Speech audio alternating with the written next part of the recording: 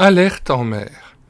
Témoignage d'un marin rentrant joyeux au port après un terrible naufrage. Par Pierre d'Espagne, 1921 à 2008. Pierre d'Espagne était évangéliste, docteur de la parole et écrivain. Tout au long de sa vie, il a été un amoureux de la Bible et d'Israël. Alerte en mer, au poste de combat. Et le klaxon répandit dans tout le navire une sonnerie bruyante capable de réveiller les marins les plus fatigués. 4 heures du matin. Notre bâtiment, ancré en coupe du quai central du port, est brusquement sur le pied de guerre. Déjà, durant la nuit, la veille attentive avait été effectuée par les hommes du quart, et maintenant, tous nous scrutions l'horizon presque invisible par cette nuit épaisse de novembre. Quelque chose de formidable commençait à se déclencher. Un poste de DCA, situé sur une hauteur de falaise dominant le port, entra soudainement en action contre un avion que nous n'avions ni vu ni entendu. D'autres mitrailleuses se joignirent à cet assourdissant concert. Les sirènes de la ville se mirent à mugir en même temps qu'une explosion suivie d'une lueur inconcevable nous dévoilait qu'un pétrolier venait d'être touché en pleine mer par des canons à longue portée. Ce qui nous importait le plus maintenant, c'était la manœuvre du navire qui s'apprêtait à franchir les passes du port, tandis que la canonnade s'intensifiait en fureur et en distance. Qui nous attaquait ? Grand mystère, tous nous l'ignorions. Après avoir fait la manœuvre d'appareillage à la passerelle, je reçus l'ordre de gagner mon poste de combat qui se trouvait au PC d'artillerie. C'est à ce moment qu'un choc terrible secoua le navire tout entier. Ma première idée fut qu'une bombe venait de toucher en plein cœur le bateau. Mais non, point du tout. C'était une fausse manœuvre de la barre causée par la précipitation des ordres et aussi par la nuit épaisse. Nous venions d'aborder la jetée qui fermait le port face à la mer. L'avant du bateau était déchiqueté et l'eau pénétrait dans les soutes situées à cet endroit. Cependant, cet incident ne nous empêcha pas de reprendre la sortie du port. Mais la vitesse du navire, environ 6 nœuds au lieu de 29, était de beaucoup ralentie par les plaques de tôle dérivées qui causaient un grand remous à l'avant. Comment faire face à l'adversaire dans une position si handicapée ? Nous verrons plus loin comment cette fâcheuse circonstance devait sauver la vie à plusieurs d'entre nous. Ce n'est qu'au lever du jour que l'adversaire se révéla dans toute sa puissance. Des escadres et des convois de cargos à perte de vue couvraient la mer. Au fur et à mesure que la nuit faisait place au jour, le silence se rétablissait, mais pour peu de temps. À l'attaque. Car c'est alors que, du poste central où je me trouvais, nous reçûmes les éléments nécessaires pour commencer le feu. Notre cœur devait battre à grands coups dans nos poitrines, à nous tous. Quel instant émouvant ! Feu ! La première bordée nous plongea dans l'obscurité complète. Le poste central se trouvant juste en dessous d'une tourelle de canon, le vacarme fut épouvantable. Je ne sais quel visage je pouvais avoir, mais lorsqu'une lumière de fortune éclaira la chambre quelque temps après, le visage de mes camarades était semblable à celui d'une bête traquée. Ce fut d'abord à la flamme d'un briquet, puis d'allumettes, que la cadence rapide du tir put s'ensuivre, malgré les difficultés de réglage. Les pièces n'étaient cependant pas assez fortes pour atteindre l'adversaire qui se tenait à une bonne distance. Mais quand la réplique commença, inutile de douter de la supériorité adverse.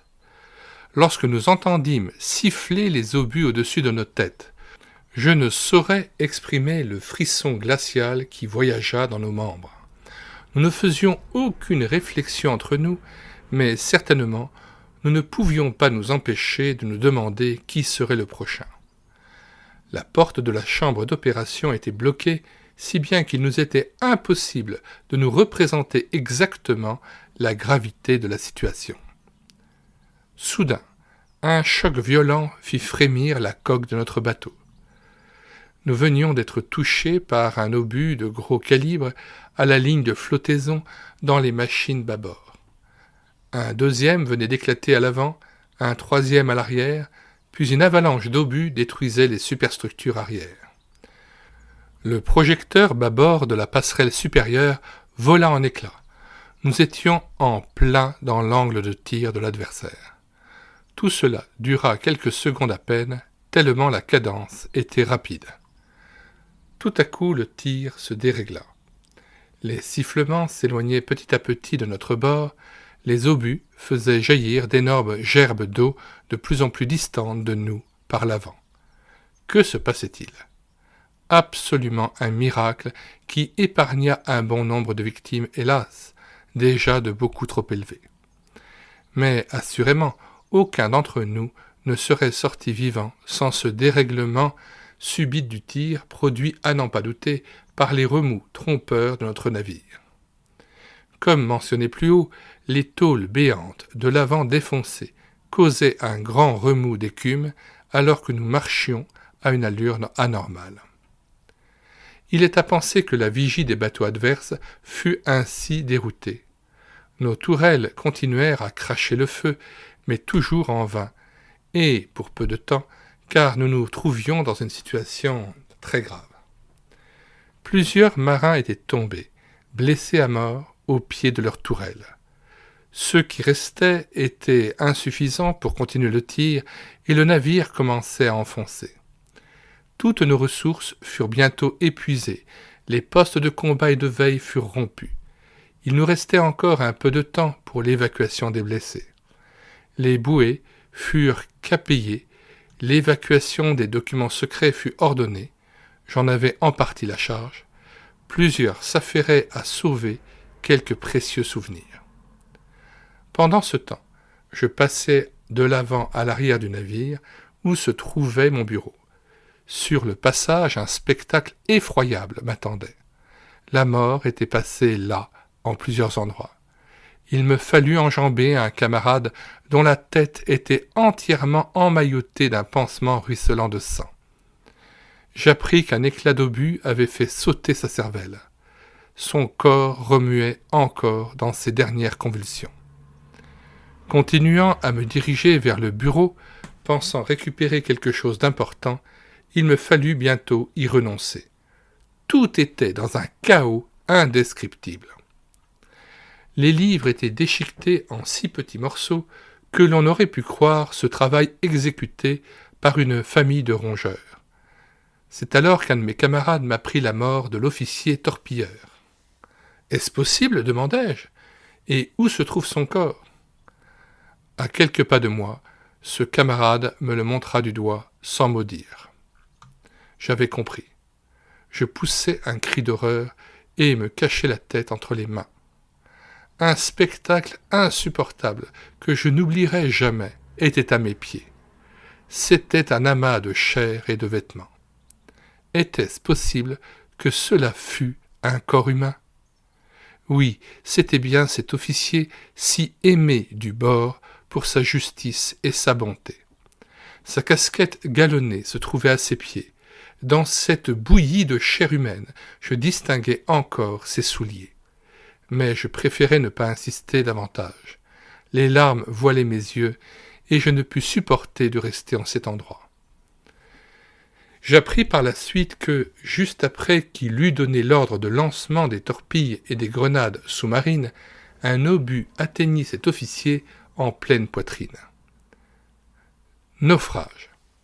De nouveau, je partis vers l'avant. L'officier d'ordonnance, ayant appris que je ne pouvais rien récupérer des documents, me demanda de sauver quelque chose de mes affaires personnelles. « Mais faites vite, me dit-il, car il n'y en a plus pour longtemps. » En effet, nous penchions de plus en plus en bâbord arrière.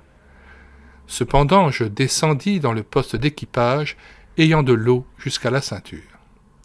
Bien que mon caisson fût entièrement inondé, je réussis à ouvrir la porte et vis mon portefeuille qui contenait une petite somme d'argent, mais surtout les photographies de mes parents et amis. Je m'en saisis, lorsque je sentis un oscillement du navire plus prononcé. Aussitôt, je regrimpai sur le pont. Il était temps, car ce fut pour me lancer à l'eau avec quelques camarades qui se trouvaient encore à bord. J'eus à peine le temps de nager assez loin pour ne point être pris dans les remous occasionnés de toutes parts au fur et à mesure que le bâtiment enfonçait.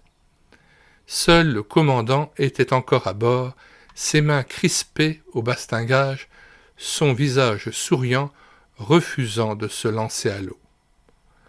Pourtant, à force de crier « Commandant, à l'eau ! Commandant, à l'eau !» il lâcha prise en même temps que notre navire chavirait, l'avant pointé vers le ciel pour disparaître dans le fond de l'abîme, engloutissant avec lui 12 cadavres. Parmi eux, 8 étaient morts brûlés vifs dans les machines par un collecteur de vapeur éclaté. Un témoignage saisissant fut donné par un de leurs camarades qui réussit à s'échapper. Ces malheureux, aveuglés par la vapeur, cherchèrent à tâtons l'échelle pour remonter, mais en vain. Je ne saurais dire quelle impression se fit en nous lorsque nous vîmes la mer se refermer pour toujours sur ces chers camarades. J'avais de la peine à réaliser que tout ce qui venait de se dérouler pendant ces quelques instants était une réalité et non point un rêve. Il nous fallait maintenant atteindre le rivage rocailleux. Ce fut chose assez facile, étant soutenu par nos bouées sur une mer peu houleuse et la distance qui nous séparait du rivage n'étant pas très grande. Une embarcation à moteur avait pu être mise à l'eau avant que le bateau ne sombrât, si bien que les blessés purent être évacués ainsi que plusieurs d'entre nous qui étaient fatigués. Je me souviens d'un blessé très grave, un canonnier, qui, s'étant jeté à l'eau en hurlant de douleur, se mit à nager, on ne sait comment, n'ayant plus qu'un bras et une jambe. Un autre, un mécanicien, qui avait eu la chair mise à vif sur tout le corps par la vapeur des machines, nageait aussi en hurlant. Nous réussîmes à les hisser sur un radeau. Arrivés sur le rivage, ils n'avaient même plus la force de gémir, car ils avaient perdu presque tout leur sang. Le lendemain, ils succombaient tous deux à l'hôpital. Il n'est pas possible d'oublier ce sombre dimanche où la mort avait accompli son œuvre funeste sur plusieurs et nous avait frôlés tous de si près. Lorsque tout l'équipage fut regroupé sur la côte déserte, il nous fallut errer toute la journée avant de rencontrer âme qui vive. À plusieurs reprises, nous dûmes nous cacher dans les creux des rochers à cause des avions qui nous mitraillaient. Enfin, vers le soir, vinrent le secours et la délivrance. Le Sauveur. Cher ami lecteur, qui venez de lire ce sinistre récit, permettez-moi de vous demander d'en continuer la lecture jusqu'au bout. Car ce n'est pas seulement pour relater un récit de guerre que j'ai été invité à écrire cette brochure, mais c'est surtout afin de vous parler du personnage qui, bien qu'invisible, assistait cependant à cette violente rencontre où toute la puissance de Satan était déchaînée. Ce personnage qui m'a puissamment fortifié se nomme Jésus, le Fils de Dieu. Peut-être le connaissez-vous déjà comme votre sauveur personnel. Alors ce récit ne pourra que confirmer les expériences que, sûrement, vous avez déjà faites quant à sa paix, son amour et sa fidélité. Mais c'est surtout pour ceux qui ne le connaissent pas encore que j'ai été poussé à rendre ce témoignage à la gloire de Dieu, afin que vous sachiez déjà maintenant que Jésus est le seul sauveur. Étant le Fils de Dieu, il a pu mourir pour expier les nombreux péchés qui nous séparaient pour toujours de son Père. C'est bien parce que nous sommes perdus que Dieu veut et peut nous sauver, de même que les embarcations et les bouées de sauvetage ne furent utiles que pour les marins en danger. Donc, cher ami lecteur, qui que vous soyez, ce message est pour vous, même si vous êtes un incrédule, un de ceux qui ont la religion en dégoût, qui êtes blasé ou déçu par les événements actuels. Voici comme j'ai été amené à la connaissance de mon Sauveur et de mon salut éternel. Né d'une famille catholique et entouré d'amis semblables, je fus élevé dans la crainte de Dieu, mais sans en connaître l'exacte portée. Tout ce qui était religieux m'attira jusqu'à l'âge de 11 ans. Après avoir fait ma communion, selon les rites de l'Église, je partis faire mes études comme pensionnaire dans un collège, où je subis l'influence détestable de plusieurs camarades. Et bien vite, je me plus à vivre dans le mal. Mes études s'en ressentirent d'année en année. Je faisais bien de la peine à mes parents qui espéraient toujours une amélioration. Mais lorsque l'on a pris goût au péché, on en devient vite l'esclave. C'est la triste expérience que je fis. Tout ce qui, dans le domaine religieux, me paraissait beau autrefois, devint alors un sujet de moquerie, car je n'avais plus ni crainte ni respect. C'est alors qu'à l'âge de 17 ans, je résolus de quitter toute l'étude. Ce fut un grand choc pour ma famille. Un jour, je décidai de quitter la maison pour m'engager dans la marine de guerre, en avril 1939. L'on parlait déjà à cette époque de bruit de guerre et de mobilisation partielle. Je fus attiré par les voyages en mer et par cette vie mouvementée du marin où je me trouvais tout à fait dans mon élément, pouvant agir avec plus de liberté et me laissant entraîner au mal par les occasions plus nombreuses et dans des habitudes plus ancrées. Il m'a fallu parvenir à la connaissance de mon Sauveur pour me décrire sous cet aspect de révolte, mais au temps de mon ignorance, je n'aurais certainement jamais pu juger ainsi. Mais voici qu'en 1941, par le moyen d'un autre marin, mon âme avait été mise en présence de son salut éternel. Quelle folie, me disais-je tout d'abord, comme si mon âme avait besoin d'être sauvée. D'ailleurs, avais-je une âme, et qui d'autre pourrait s'en occuper mieux que moi? Ce premier entretien me laissa indifférent. Puis, après plusieurs brèves rencontres, mon cœur exprima de la révolte jusqu'à blasphémer ouvertement sur l'existence de Dieu. Vous pensez comme cela me gênait, m'outrageait même. Avais-je besoin d'un ami fidèle, plein d'amour et de miséricorde pour diriger ma vie? Oh, je t'en supplie, disais-je à ce camarade, pourtant aimable, n'insiste point, c'est inutile. C'est ce qu'il fit d'ailleurs, mais en me remettant un petit livre intitulé « Nouveau Testament ». Ce ne sera plus moi qui te parlerai, dit-il en me quittant, ce sera Dieu lui-même. J'acceptai ce petit livre, mais seulement comme souvenir, pas plus. Je l'enfouis bien précieusement au fond de mon sac de marin, sans savoir qu'il révolutionnerait ma vie 6 mois plus tard. Pendant ce temps, je fus mis en contact par ce camarade avec des amis chrétiens qui me témoignèrent une grande affection au cours d'une quinzaine de jours que je vins passer auprès d'eux. Cela me toucha beaucoup, d'autant plus que j'étais loin de ma famille que je n'avais pu revoir depuis le début de la guerre. À la fin du séjour, mon âme était vraiment troublée. L'Esprit de Dieu qui remplissait cette chère maison m'amena à une telle conviction de péché que, lorsque, avant de prendre congé, le serviteur de Dieu me demanda si je ne voulais pas donner mon cœur au Sauveur, je tombai à genoux et je pleurais comme un enfant. Après qu'il eut prié, je ne pus que balbutier quelques paroles de repentance, mais le Seigneur avait entendu et dès ce jour, il entra dans mon cœur. Quel repos! Croyez-le, cher ami, ce n'est pas à la légère ni en vain que je fis ce pas, car bien vite mes larmes furent essuyées.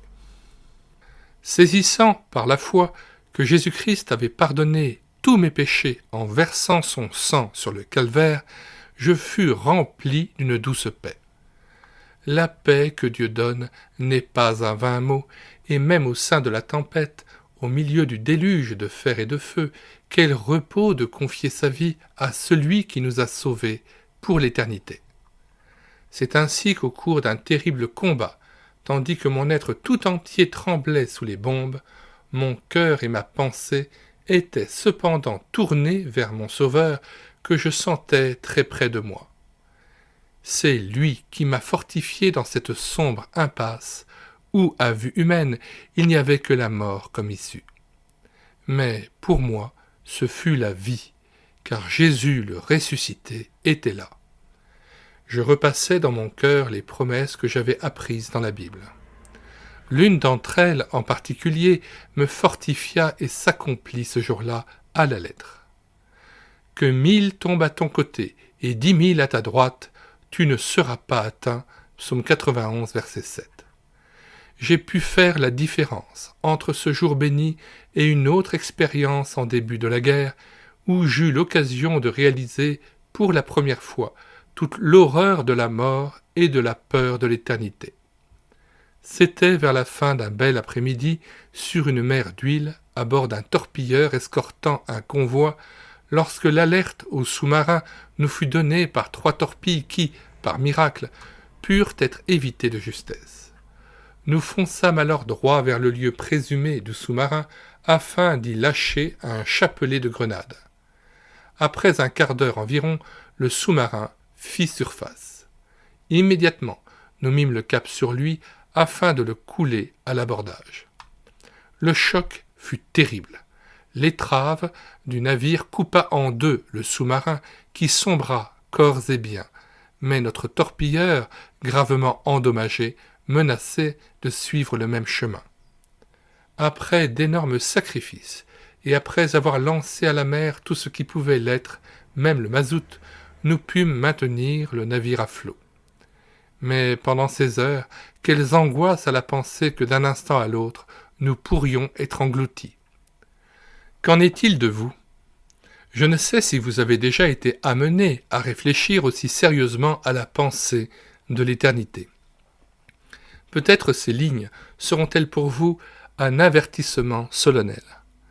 Dieu nous parle au travers des épreuves et n'oublie pas de nous mettre ainsi en garde de ce qu'après la mort vient le jugement et que chacun rendra compte de ses œuvres. Nul doute que ce jour sera terrible pour ceux qui ne seront pas réconciliés avec lui. Aujourd'hui est encore le jour du salut. Qui sait ce que sera demain ? Le Sauveur frappe aujourd'hui à la porte de votre cœur. Il faut répondre oui ou non. Ne vous laissez pas servir davantage par le monde qui vous a si souvent trompé et déçu, mais répondez à celui qui a vaincu la puissance du péché et de la mort, Jésus le Fils de Dieu. Car l'Écriture nous dit « Le salaire du péché c'est la mort, mais le don gratuit de Dieu c'est la vie éternelle en Jésus-Christ notre Seigneur. » Pour ceux qui ont fait leur paix avec Dieu, la mort ne sera qu'un passage dans l'éternité bienheureuse où il n'y aura plus ni guerre, ni deuil, ni souffrance, car nous verrons notre Sauveur face à face et rien ne pourra plus nous séparer de lui pour le servir et l'adorer. Est-ce là votre espérance ? Sinon, pour ceux qui n'ont pas cette assurance, il ne reste plus que l'attente du juste jugement de Dieu. De plus, savez-vous que le Seigneur revient bientôt ? Après sa première venue, dans la honte et la plus grande humiliation, il va revenir maintenant pour nous enlever de ce monde mauvais et incrédule et pour nous introduire dans sa gloire. L'attendez-vous aujourd'hui ? Êtes-vous prêt pour le recevoir ? Je voudrais me permettre d'ajouter encore quelques lignes pour ceux qui regardent à leur salut sous le couvert d'une religion. C'est avec beaucoup d'humilité, mais aussi animé d'une profonde conviction que je dois vous dire que la religion ne sauve pas. Le diable veut vous contenter d'une fausse sécurité, d'une religion avec beaucoup d'apparence et de sentiments, mais qui ne peut purifier le cœur de ses racines de péché. Voilà pourquoi Dieu a déversé sur le saint et le juste son ardente colère. Si vous ne possédez pas encore la parole de Dieu, procurez-la vous. C'est par ce moyen que la lumière est entrée dans mon cœur, car dans ce livre j'ai trouvé des paroles ineffables comme celle-ci. « Je suis le chemin, la vérité et la vie, dit Jésus. Nul ne vient au Père que par moi. Celui qui croit en moi a la vie éternelle. » Ces garanties ne sont-elles pas suffisantes pour vous aussi? Et pour ceux qui possèdent déjà la parole de Dieu, ne laissez pas ce livre dans un endroit obscur, mais mettez-le en évidence afin d'en faire votre lecture journalière. Et demandez à Dieu qu'elle devienne une véritable nourriture pour votre âme. Sondez les Écritures, car ce sont elles qui nous révèlent la vie éternelle. Et cette vie commence déjà ici-bas, dans la mesure où nous acceptons le dépouillement des biens éphémères de ce monde. C'est à cette condition que le Seigneur Jésus-Christ peut devenir le centre de notre vie et nous donner la victoire en tout temps et sur toute chose. Gloire à son saint nom. À la fin de ce témoignage, Pierre d'Espagne cite un cantique dont le titre est « Comme un phare sur la plage ». Nous ajouterons ce cantique et la vidéo de ce cantique à cette vidéo. Le texte est du Rubens Sayens et l'harmonisation, la composition revient à Philippe Paul Bliss. On peut le retrouver sur Les ailes de la foi 459. J'ai personnellement aussi numérisé Les ailes de la foi avec partition et vous pouvez le télécharger gratuitement sur le site médiathèquechrétienne.fr. Le texte même que j'ai lu de ce petit livre, de cette petite brochure, peut se télécharger sur le même site médiathèquechrétienne.fr, site que j'ai créé en synergie avec cette chaîne YouTube Elle écoutait sa parole, afin d'assurer la réédition numérique gratuite des ouvrages chrétiens épuisés et non réédités comme l'était cette brochure. Lecture maintenant de ce cantique avant d'en écouter la mélodie. Comme un phare sur la plage, perçant l'ombre de la nuit, l'amour de Dieu, dans l'orage, cherche l'homme et le conduit. Ô Sauveur, que ta lumière resplendisse sur les flots, et vers le ciel, qu'elle éclaire et sauve les matelots. Nulle étoile n'étincelle pour vous guider, ô nocher. Qui gardera la nacelle des écueils et des rochers? Ô Sauveur, que ta lumière resplendisse sur les flots, et vers le ciel qu'elle éclaire et sauve les matelots. Dans la nuit qui m'environne de ton amour, ô Jésus, que par moi l'éclat rayonne aux yeux des marins perdus. Ô Sauveur, que ta lumière resplendisse sur les flots, et, vers le ciel, qu'elle éclaire et sauve les matelots.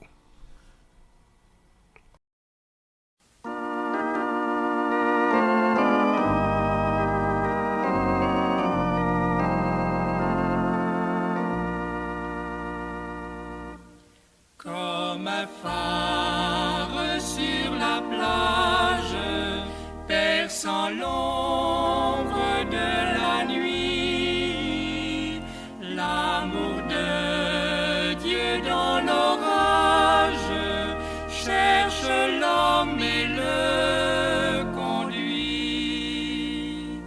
Ô Sauveur, que ta lumière resplendisse sur les flots, et vers le ciel qu'elle éclaire et sauve les matelots.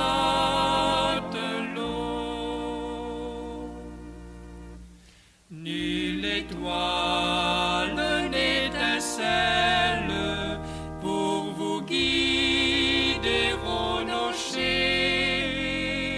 Qui gardera la nacelle des écueils et des rochers? Ô Sauveur, que ta lumière resplendisse sur les flots, et vers le ciel qu'elle éclaire et sauve les matelots.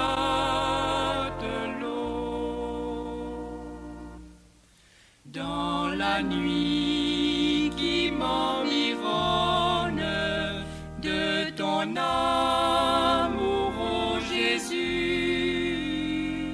que par moi l'éclat rayonne aux yeux des marins perdus.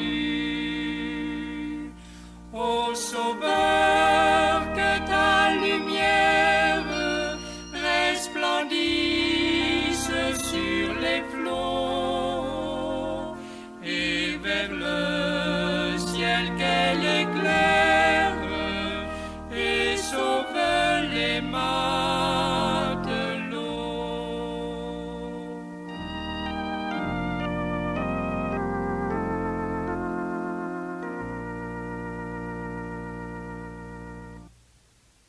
Le monde crie, les larmes coulent, le monde est en feu et se consume.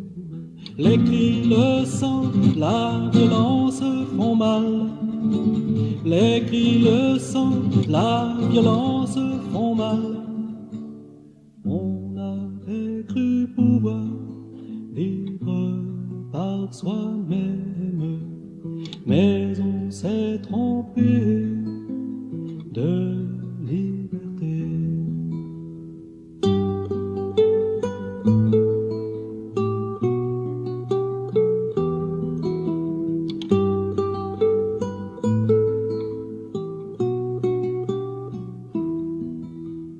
C'est comme un bateau traversant l'océan, il emmène avec lui l'humanité entière. Mais les flots sont déchaînés tout autour, mais les flots sont déchaînés tout autour. C'est un bateau fou sans son capitaine, car les matelots ont rejeté leur maître.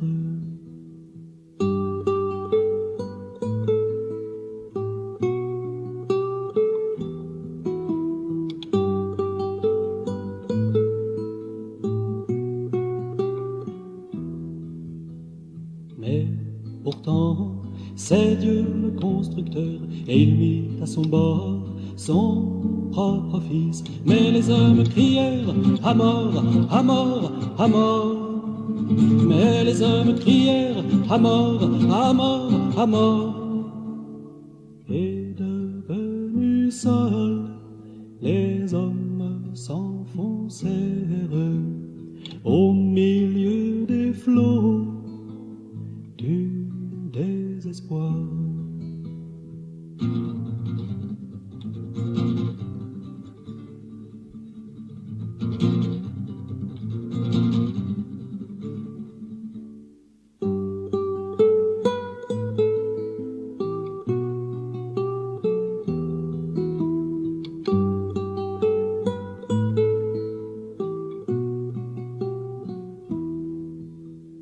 Mais avant le naufrage, Jésus reviendra, il prendra la barre et sauvera le bateau. Il est fils de Dieu, il est le sauveur des hommes. Il est fils de Dieu, il est le sauveur des hommes. Si tu viens avec lui, tu seras sauvé, sauvé. Si tu viens avec lui, tu seras sauvé, sauvé.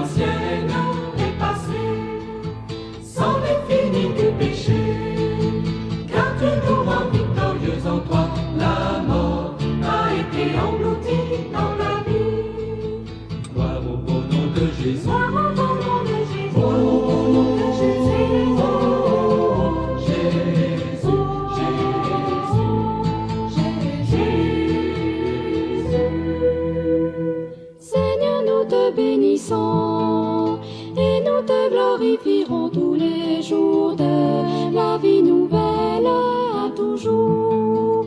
Ce n'est plus nous qui vivons, maintenant c'est toi qui vis en nous, Seigneur.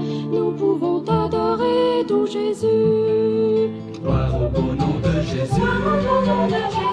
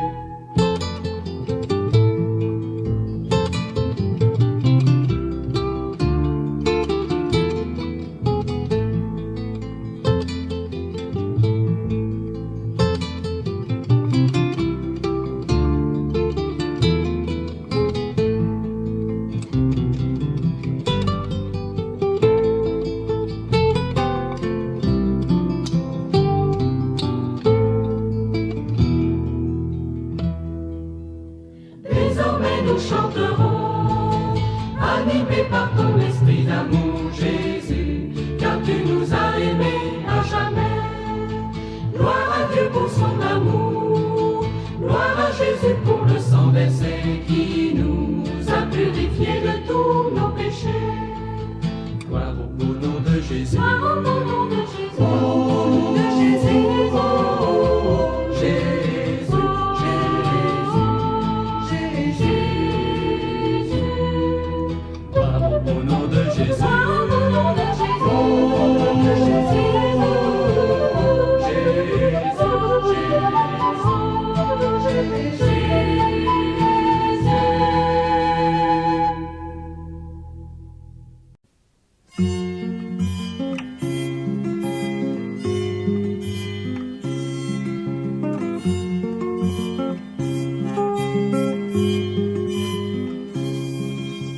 Quand la nuit descend tout au fond de ton cœur, quand tu es tremblant, quand tu as peur, viens, oh viens, viens à Jésus, maintenant, oh viens, viens à ton sauveur.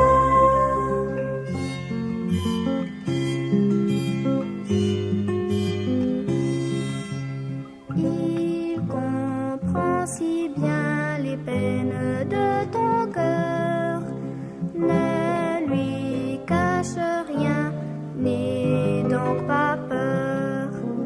Viens, oh viens, viens à Jésus, maintenant, oh viens, viens à ton sauveur.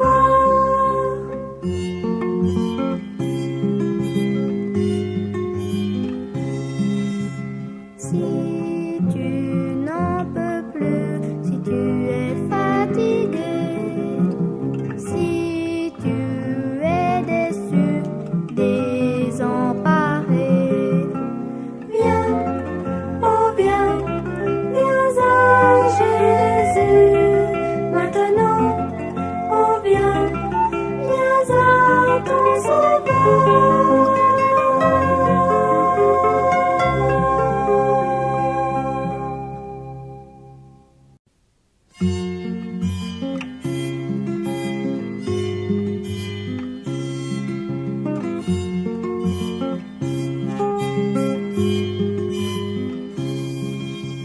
Quand la nuit descend tout au fond de ton cœur, quand tu es tremblant, quand tu as peur, viens, oh viens, viens à Jésus, maintenant, oh viens, viens à ton sauveur.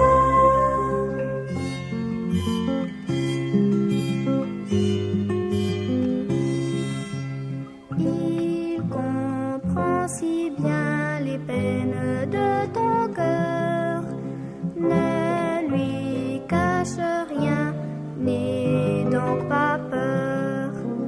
Viens, oh viens, viens à Jésus, maintenant, oh viens, viens à ton sauveur.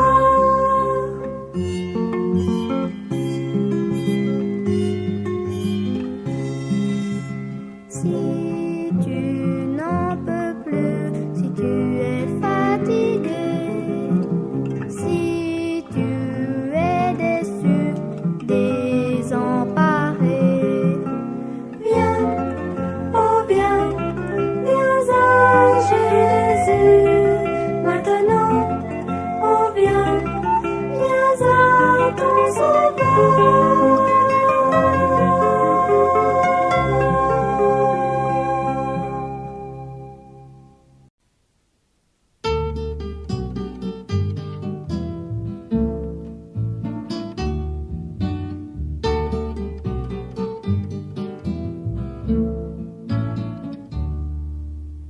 Un jour tu devras rencontrer ton Dieu. Dis, es-tu prêt? Un jour tu le verras, oui, de tes yeux. Dis, es-tu bien prêt? Oui, maintenant, maintenant, il est temps encore pour ce grand jour. Et oui, prépare-toi. Oui, maintenant, maintenant, il est temps encore